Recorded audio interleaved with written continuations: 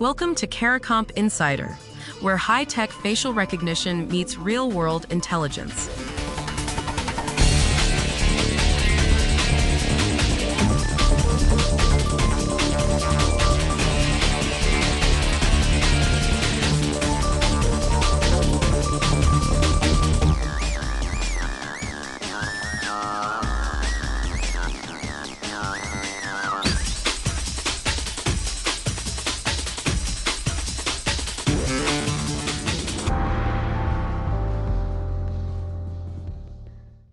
At least 12 people in the U.S. have now been wrongfully arrested because of facial recognition.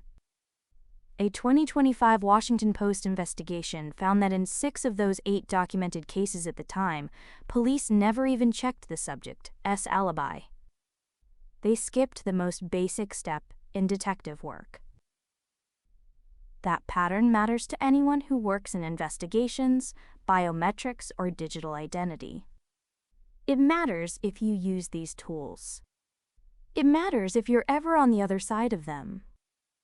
The story centers on Angela Lips, the 8th documented wrongful arrest tied to facial recognition in the U.S. She's white, which breaks the assumption that these failures only affect Black Americans. Most previous victims were Black, and algorithmic bias played a role. But Lips' case shows something bigger. The system itself, the human decisions around the algorithm, is broken. So the question threading through all of this is, what happens when courts stop asking, was the match accurate, and start asking, show me your paperwork? Start with Fargo, North Dakota. After the Lips arrest, Fargo's police chief, Dave Zabolski, pulled his department off the facial recognition system run by neighboring West Fargo. His reason was blunt: we don't know how it's run or how it's overseen. Instead, Fargo now routes searches through the state's certified center, a facility with trained analysts and documented procedures.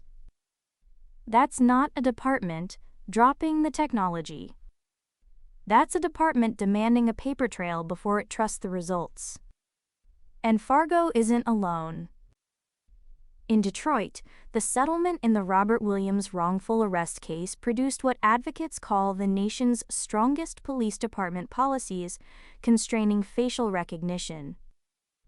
Those policies require documentation at every step: comparison logs, match confidence thresholds, independent corroboration before any arrest. The shift is clear. Judges and prosecutors are moving toward a standard.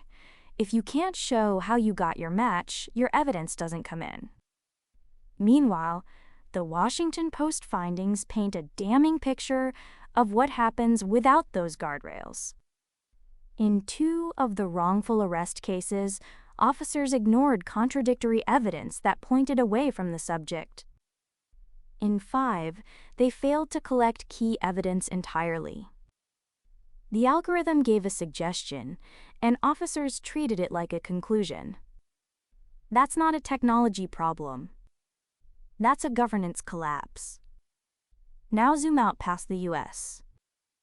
On March 17, 2026, Brazil began enforcing its digital statute for children and adolescents, the digital ECA.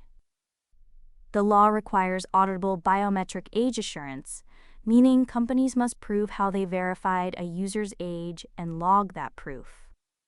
Penalties are severe. Fines up to 50 million Brazilian reais, or 10% of a company's revenue. Brazil's Data Protection Authority can also shut a service down entirely. The guidelines specifically flag facial biometrics as high risk because of surveillance exposure and algorithmic bias. Definitive rules arrive in August 2026 after public consultations. The UK is pushing in the same direction. Its Online Safety Act now extends age verification requirements to platforms like Reddit, Discord, Spotify, and X. The goal isn't to mandate one method. It's to build an interoperable ecosystem: documents, biometrics, encrypted tokens, all auditable, all standardized across borders. So whether you're an investigator in Detroit or a compliance officer in Sao Paulo, the expectation converges on the same point. Show your work. Law enforcement pushes back, of course.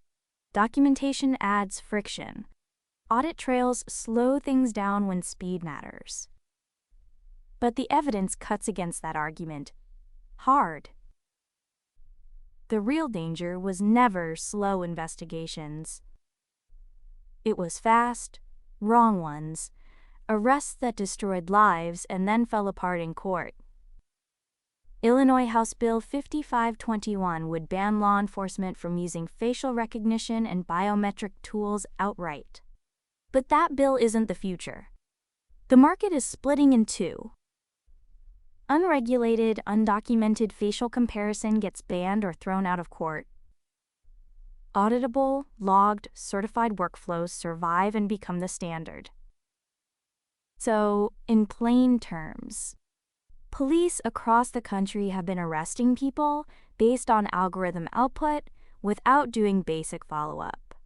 Courts and regulators, from Detroit to Brazil to the UK, are now demanding proof of process, not just proof of a match.